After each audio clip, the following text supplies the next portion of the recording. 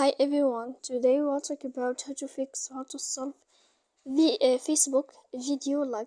To know how to fix or how to solve it, Facebook video lag, you should just go to settings like this. We will click. After that, in this page, you will go to apps, default apps, app settings. When you will see this list, you will go down to find the application of Facebook and you will enter. Then in this page, you will go to click for stop.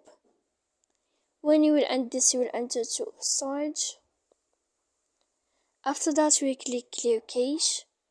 Then you will go to click clear data. And when you will end all this stuff here, as you see, you can turn off your Wi-Fi. So please don't forget to support us by like and subscribe. See you next time in another video. And thank you for your attention.